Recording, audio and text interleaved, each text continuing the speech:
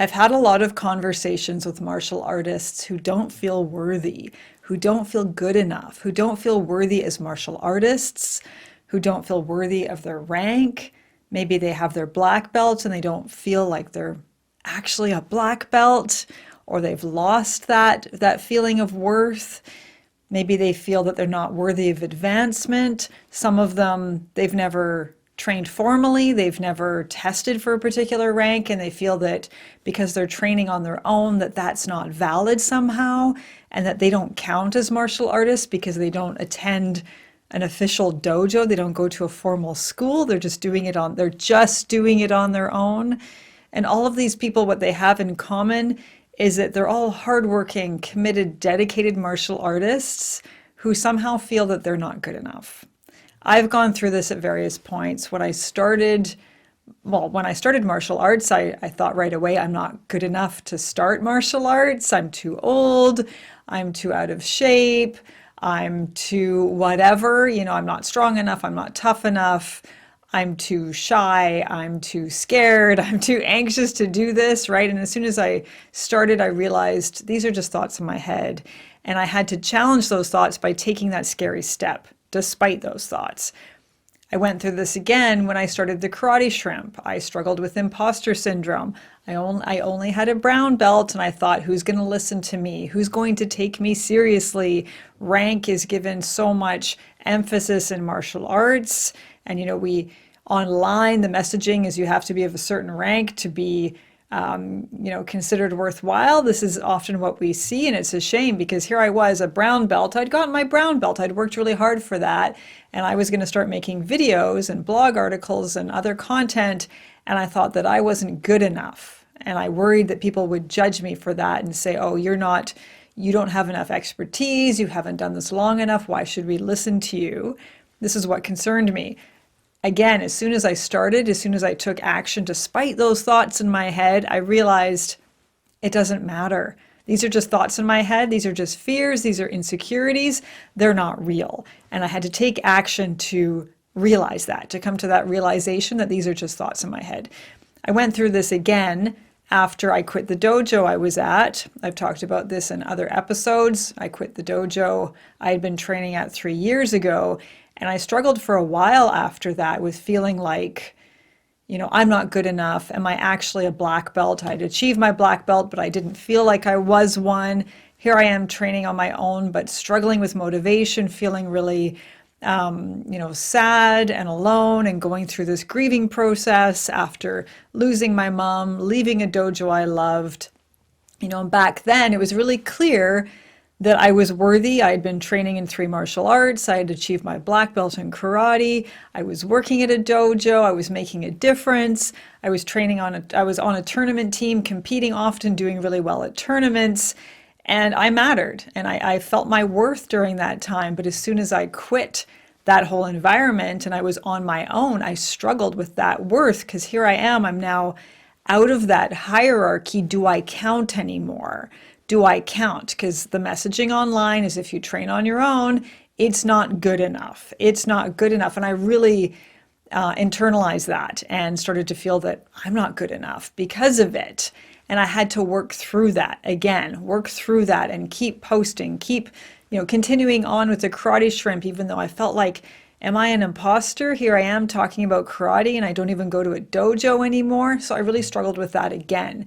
And it took, training despite those thoughts, just pushing through regardless, continuing with the karate shrimp despite what I had gone through. And I realized, no, I do have worth. And, other people are struggling with this too. So let's talk about this. I think the challenge with all of this is these are just thoughts in our head. These are thoughts about ourselves, opinions about ourselves. And the challenge is to not let that self-judgment become procrastination. And I think that's often what happens. It's this all or nothing thinking, where we think, okay, if I'm not, like for me, if I'm not training the way I was at a dojo and 3 martial arts and competing and all that, then it doesn't count. It either has to be all of that or it's not worthwhile. And then we can start to feel like, well, what's the point in training what's the point? I may as well quit, or I may as well slack off. Or maybe you're going through a time where you can't train as much as you normally can. You train at a dojo or at home, however it looks, but you've got a stressful period of your life right now and you can't train as much, and you start to feel like I'm not good enough. I'm not worthy anymore as a martial artist. And then you can get into this all or nothing thinking, well, if I can't train at all, I'm not good enough. And, I'm just going to give up. And many of us don't just give up, but there's still that thinking that it's not good enough if it isn't perfect. That can undermine all of our best intentions to improve ourselves in martial arts. And I think that's the problem, is that, we think we're not worthy, and like our desire, our goal is to improve ourselves and to strive for mastery and all those things in martial arts, but we think we're not worthy. We think this, and that thinking can undermine all of our intentions to push harder and to improve, right? So your thinking is getting in the way of the thing that will help you achieve the thing that will change your thinking about yourself, okay? So I want to be worthwhile, or I want to be, better as a martial artist. I don't think I'm good enough. Thinking I'm not good enough makes me start to slack off in my training, because I start to think, well, what the hell? What's the point? And then, lo and behold, my training suffers, and I don't improve as much or at all. And then, it's the self-fulfilling prophecy that now I'm not as good enough. I'm not good enough anymore. I'm not as good as I used to be because of this thinking that interfered with my training. So instead of focusing on the actions that we would need to take to improve ourselves, to achieve mastery, to, become better martial artists, we're getting in our own way. We're getting in our own way because we're getting caught up in those thoughts. And then we end up derailing ourselves each and every time. So all of these people I've talked to, and this isn't a judgment on my part because I do this too, but it's all of these people are derailing themselves. As soon as they start getting in this, thought pattern of I'm not good enough, I'm not worthy, they start getting in a rut. And it affects their training. Every single time it affects their training somehow. Maybe they train as often, but they don't put as much intensity into it. Maybe they've lost their passion, but that thinking is what's getting in the way. It's not anything about them. It's their thinking that is the problem. They're fine. They're worthwhile as martial artists, but they think they aren't, and that's fucking them up. So I think the challenge then is to stop thinking about it and start doing the things we need to do to improve ourselves, because that's the whole goal, right? And ultimately, we are not our thoughts. We're not our thoughts. And meditation, mindfulness practice can really help with this. When you meditate, you start to realize that our thoughts are this crazy jumble in our heads. They ricochet around. We cannot control them. They are all over the place. They're of all sorts of flavors, and some are positive, some are negative. We tend to dwell on the negative. We like to cling to negative thoughts. We also cling to positive thoughts that are really, really, good memories. We like to go over and over those in our head, but we do tend to dwell and cling to thoughts, and these thoughts aren't real. And when we sit down and we practice meditation or mindfulness during our activities, we start to see that we can detach from our thoughts with practice. And really what it comes down to is what we focus on, that becomes meaningful, that becomes significant. And if we focus on a particular thought, a thought comes through our head, I'm not worthy, and we focus on we start to give it meaning. We give it significance in our lives, and then it starts to become our identity. Versus if we practice mindfulness and see, well, wait a minute, that's just a thought. I don't need to get attached to that thought. This thought, I am not good enough as a martial artist, I can just let it pass through my mind and let it go without hanging on to it. And maybe that thought will come up multiple more times after this, but I can just keep practicing, sitting back, watching it, seeing it, recognizing it as a thought, and just letting it go. I don't have to get attached to it. I don't have to attach myself to that and turn that into my whole identity, because that's what we're doing when we're saying, I am not worthy, I am not good enough. It becomes our whole identity, and it derives from a single thought. That's it. It's just a thought in our head. So practicing mindfulness, practicing meditation, sitting and focusing on our breathing and letting our thoughts pass through without getting attached to them, this can really, really help us with something like this. Because then when we stop focusing on those thoughts, they lose meaning, they lose relevance, they lose significance, and we realize, well, we can just continue with our training regardless of these thoughts. They don't have to hold us back, and they don't have to derail us. You think about it in terms of a parent dealing with a kid having a tantrum. If you've ever had a toddler, I have 2 kids, I've experienced this often. Your kid has a tantrum. If you focus on it and feed into it, the tantrum gets worse. It doesn't stop. If you ignore it, as long as your kid is safe, right? Like ignoring a situation, maybe your kid's having a tantrum because of something serious, you need to pay attention to that. But if it's just, they want the candy at the store and you said no, they have a tantrum, if you give them attention, if you give them the candy, if you focus on it, it makes it worse. It won't stop. But if you ignore it and just continue doing your thing, the tantrum will stop. It's the same thing with the thoughts in our head. If we feed it, if we pay attention to it, if we hold on to it, if we engage with it, those thoughts get stronger and stronger like a tantrum. If we ignore them, pay attention to it. Say, okay, these are thoughts. This is a tantrum. See it for what it is, and then just carry on regardless. It loses momentum and it'll fade.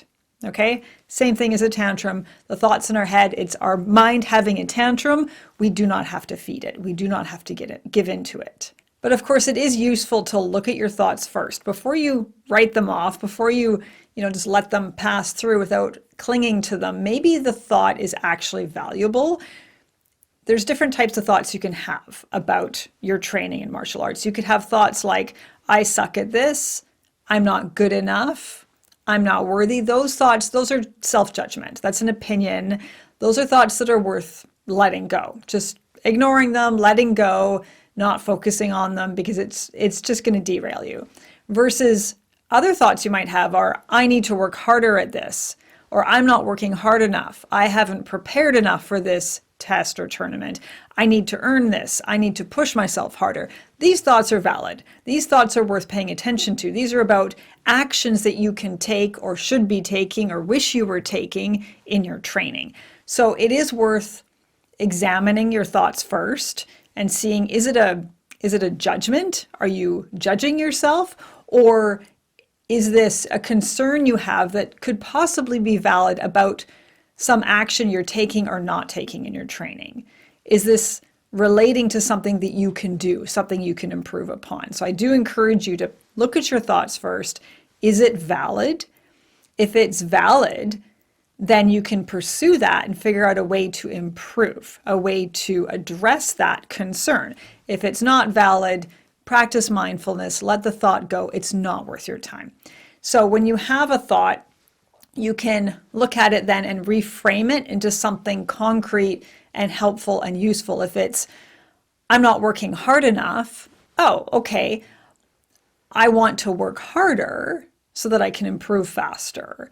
Okay, what do I need to do? What would that look like? Would that be training more often? Would that be training with more intensity? Would that be being more deliberate with my practice? Would that be coming up with a plan of what I'm going to focus on, a goal I'm going to work towards? Turn it into something concrete and actionable that you can then act on, something that you can do so you can improve, okay?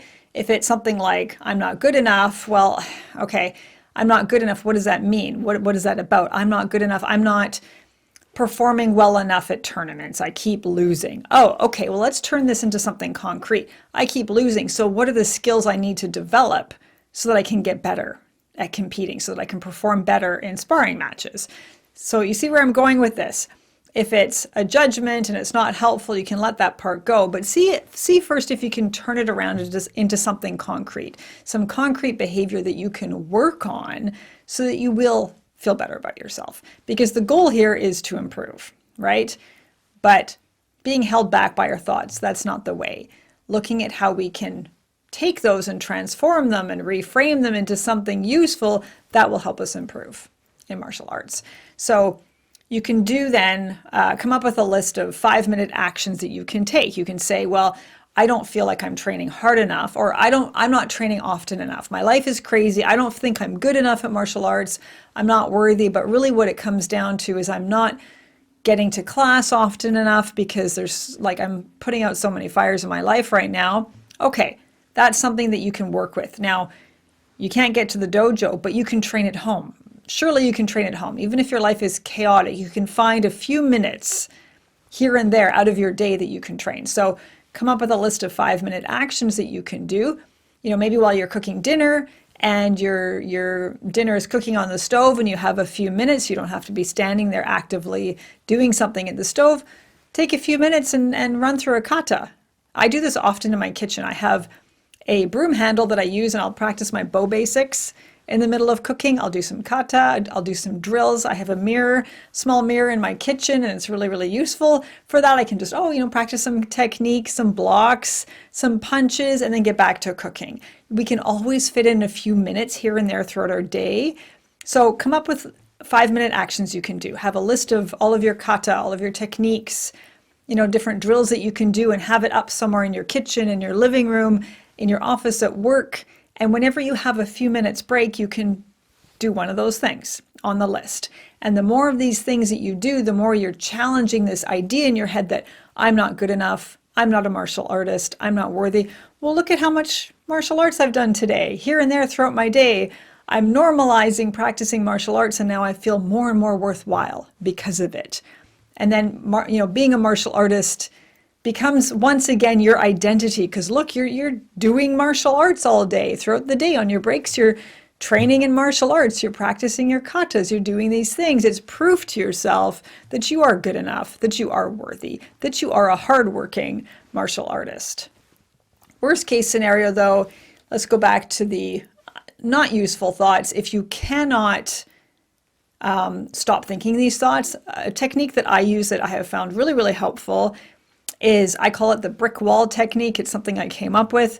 When I have a thought that I know is like I'm dwelling on it, it's plaguing me, I can't stop thinking about it, and I want to stop thinking about it, I do this technique consciously. So this isn't denial. This isn't me denying I have a thought. I say, okay, this thought is not helpful. I want to stop thinking about it. It's wasting my time. So what I do is I imagine a brick wall in my mind, and this brick wall is infinite. It's like I cannot see the top of it, the bottom of it, the sides of it. It goes on forever. And I have this brick wall a few inches away from my face. I can see all of the detail on the brick wall. The crumbling brick, the mortar, I can see everything. It's like perfectly clear in my head because I've practiced this so many times. And what I do is I take that thought and I put it behind that wall. So now I've got this brick wall in front of that thought. I know the thought is there. There's no denial here. I know the thought is there, but it's not useful. So it's kind of like I'm putting the thought in timeout. I'm putting it in timeout, like, there you go, sit in your corner. I don't want to pay any attention to you right now.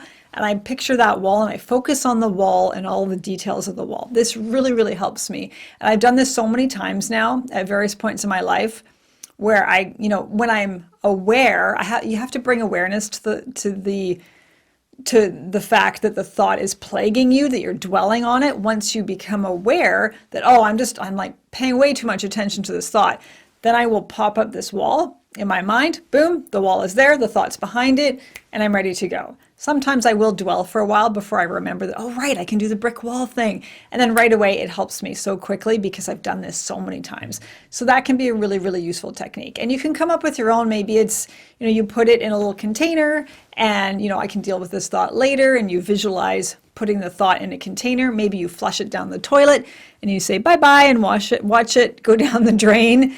Come up with your own technique for this. And you practice this, you visualize this, make it really, really visual, really see all the detail. It can be really, really helpful when that thought is bugging you and you just can't let it go. The most blissful moments that I've experienced as a martial artist are when I get out of my head and I just experience the training, fully present, fully aware, just in the moment, focusing on the training rather than thinking about my training. So the same, I'm sure, goes for you. Anytime you've fallen into that blissful state of being totally present, you feel awesome. You don't think about your training. You're not judging yourself. You're not coming up with all these negative opinions about yourself because you're just doing the thing. And that bliss of just being and doing helps us realize that these thoughts about ourselves, they just don't matter at all. Thanks for listening.